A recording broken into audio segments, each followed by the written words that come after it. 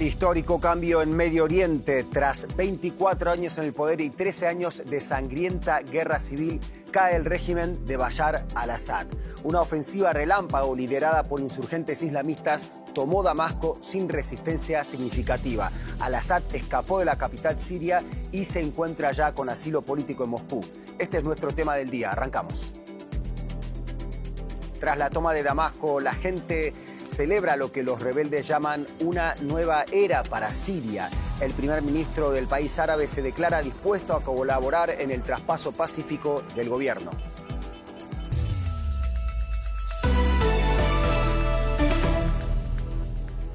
Bienvenidos a DW Noticias, soy Leandro Fest, gracias por elegirnos. En Siria, el régimen de Bashar al-Assad se ha derrumbado tras una ofensiva relámpago de los rebeldes que comenzó hace menos de 2 semanas. La capital, Damasco, ha sido tomada por una coalición de grupos opositores liderada por el grupo islamista Hayat Tahrir al-Sham, la Organización para la Liberación del Levante, más conocida por sus siglas HTS. Hay celebraciones en las calles de la capital y en toda Siria. Al-Assad huyó de Damasco y se encuentra junto a su familia en Moscú tras haber obtenido asilo político del Kremlin. Júbilo en las calles de Damasco. Después de más de 13 años de guerra civil, la familia Assad, que gobernó Siria durante más de medio siglo, se derrumbó en unos días. Este es el día más feliz de mi vida. Hemos renacido. Este es el día en que los creyentes nos alegramos con la victoria de Dios. La caída de Bashar al-Assad significa el amanecer de una nueva Siria, de una vida con esperanza, justicia, humanidad, dignidad y libertad. Millones de sirios fueron desplazados por la guerra, la mayoría dentro del país, pero más de 6,5 millones huyeron de Siria. La vecina Turquía alberga a más de la mitad de esa cifra. Estamos tan felices. Assad se ha ido definitivamente y todo será mucho más hermoso. Muchas gracias, Turquía, también. No sabemos qué decir, nos acogieron tanto tiempo. Volveremos a Siria, la reconstruiremos de nuevo. Todo será mejor con ayuda de Dios. Muchas gracias a Turquía y a su presidente Recep Tayyip Erdogan. Líbano, que también comparte frontera con Siria, ha acogido a 1,5 millones de refugiados sirios. Por supuesto, está mucho mejor ahora, mucho mejor. Por ejemplo, tengo que hacer el servicio militar, pero ahora nada me detiene. Esto significa que puedo ir a Siria. Solíamos vivir con miedo, pero ahora podemos ir a donde queramos. Era un niño cuando me fui, nos quedamos sin casa. Ahora voy a volver. Espero que nuestro país siga libre. Alemania acoge la mayor comunidad siria en el exilio de Europa. Al conocerse la noticia de la caída de Assad, miles de personas se concentraron en Berlín y en ciudades de todo el continente. El canciller alemán Olaf Scholz abogó por una convivencia pacífica de todas las religiones en Siria. El presidente sirio Assad ha oprimido brutal y violentamente a su propio pueblo durante más de una década. Tiene decenas de miles de vidas en su conciencia. Ha obligado a millones de personas a huir de sus hogares. Muchos encontraron refugio en Alemania durante su huida. Nuestros pensamientos hoy están con todas las víctimas del régimen de Assad. Los brutalmente asesinados, los torturados y los refugiados. En los últimos años, el pueblo sirio ha experimentado un sufrimiento terrible bajo Assad. Por eso, el fin del gobierno de Assad es una buena noticia por ahora. Lo que suceda a continuación en Siria es incierto, pero al menos por un día hay mucho que celebrar para quienes sueñan con un futuro mejor. Y de alguna manera la interconexión de distintas crisis geopolíticas propició el fin del régimen de al-Assad en Siria. Veamos cómo han reaccionado los principales actores de la región. Los sirios que viven en el extranjero, como aquí en Turquía, no pueden contener la alegría. El fin del régimen de Assad en Siria representa un cambio drástico en la región. Turquía fue un actor clave en la guerra civil que duró 13 años. El ministro turco de Asuntos Exteriores dice que su país quiere ayudar a garantizar la seguridad en Siria. Esta mañana Siria alcanzó un estadio en el que su gente configurará el futuro del país. Hoy hay esperanza. Pero el pueblo sirio no puede conseguirlo solo. La comunidad internacional tiene que apoyarlo. Dos de los principales aliados del presidente Bashar al-Assad son Irán y Rusia. El Kremlin aseguró estar siguiendo los acontecimientos con mucha preocupación. El Ministerio de Asuntos Exteriores ruso también confirmó que Assad huyó del país. Seguimos con gran preocupación los drásticos sucesos en Siria. A raíz de las negociaciones entre Bashar al-Assad y una serie de participantes en el conflicto armado en la República Árabe Siria, este decidió dimitir como presidente y abandonó el país, dejando instrucciones para un pacífico traspaso del poder. Entre tanto, Teherán espera que las relaciones con Siria continúen siendo amistosas. Las relaciones entre Siria e Irán tienen una larga historia y siempre fueron amistosas. Irán espera que sigan desarrollándose de forma sensata, que tengan visión de futuro para ambos países, defiendan los intereses compartidos y respeten el cumplimiento de los compromisos internacionales. Israel, archienemigo de Irán, celebró la caída del régimen sirio. El primer ministro israelí, Benjamín Netanyahu, habló de un día histórico. El régimen de Assad es un eslabón fundamental del eje del mal de Irán. Ese régimen ha caído. Es una consecuencia directa de los golpes que le hemos asestado a Irán y a Hezbollah, principales aliados de Assad. Esta última fractura de Medio Oriente obliga a las potencias regionales a recalibrar su posición.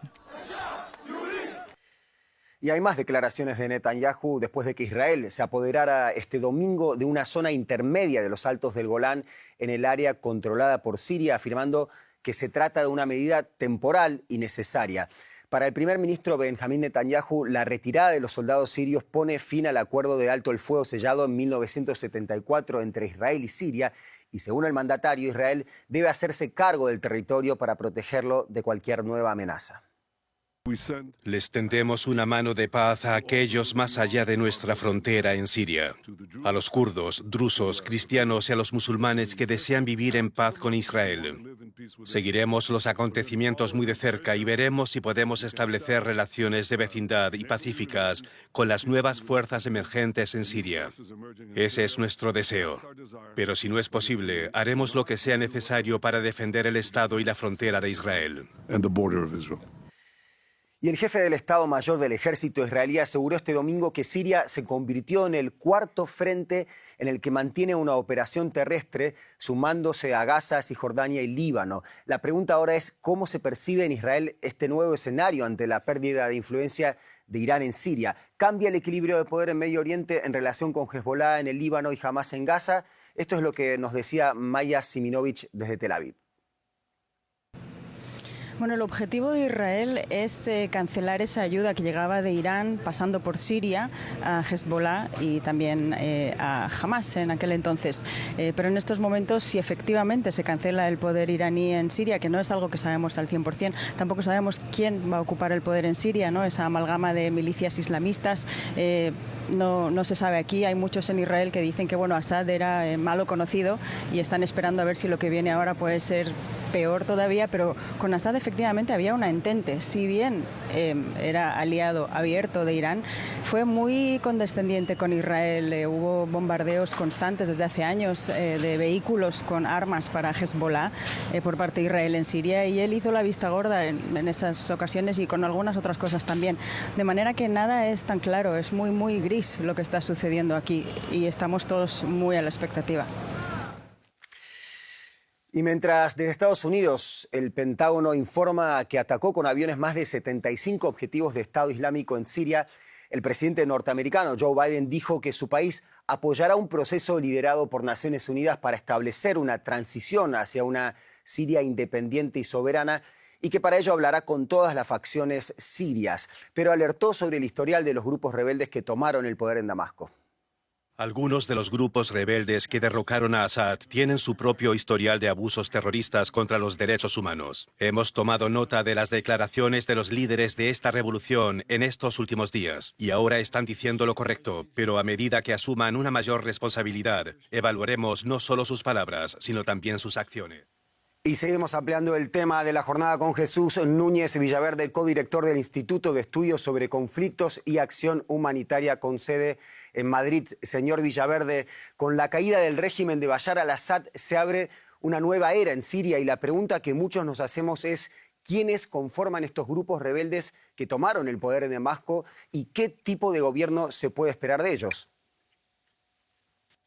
Pero realmente cuando hablamos de rebeldes no se está identificando un grupo cohesionado con una autoridad reconocida, puesto que al menos estamos hablando por un lado de un grupo como Hayat Tahrir al-Sham, que tiene una fuerte presencia en la provincia de Idlib, en el noroccidente del país, también el Ejército Nacional Sirio con un claro respaldo turco.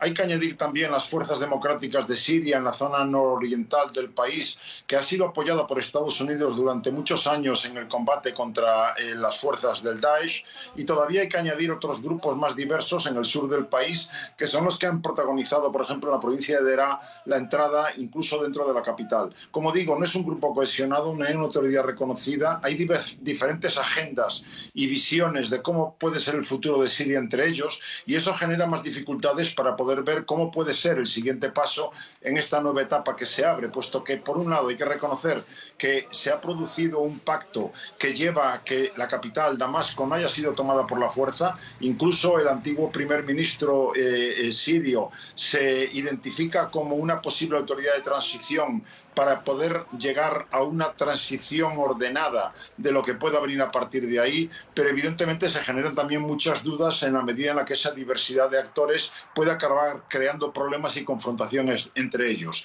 Si a eso se le añade la injerencia de actores externos muy poderosos, como puede ser como puede ser Rusia e Irán por un lado, apoyando al régimen que hasta ahora tenía Bashar al-Assad, y por otro lado vemos a Turquía muy interesado también en conseguir estabilizar al menos la frontera entre Turquía y Siria, podemos entender que esa injerencia va a influir de manera muy poderosa, y todo eso puede complicar la conformación de un futuro gobierno a una transición pacífica. Jesús Núñez, codirector del Instituto de Estudios sobre Conflictos y Acción Humanitaria, muchas gracias por este completo análisis del posible futuro sirio. Un placer, hasta la próxima.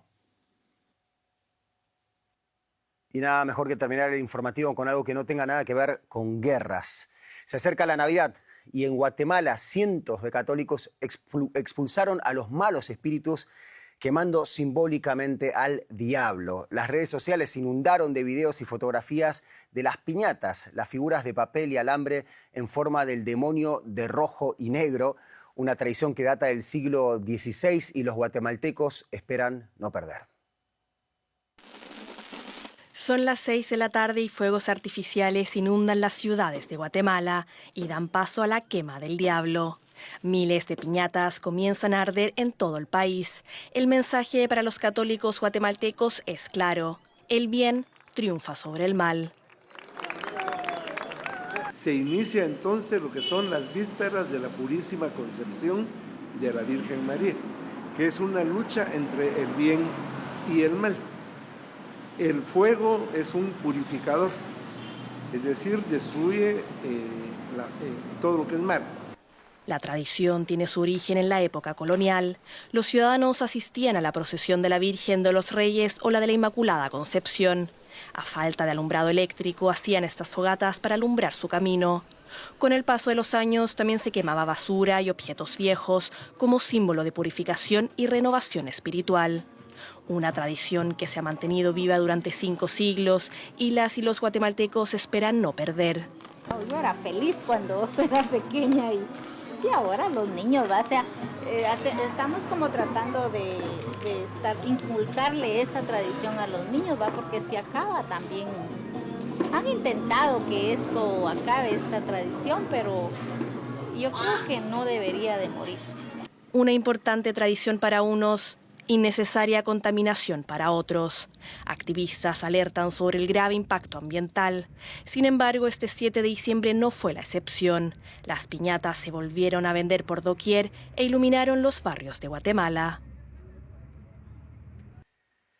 Hasta aquí llegamos en esta edición de DW Noticias, pero hay más en nuestras redes sociales en donde actualizamos nuestra información minuto a minuto gracias a un grupo de profesionales que trabajan las 24 horas para ustedes. En nombre de ese equipo me despido deseándoles un buen domingo allí donde estén.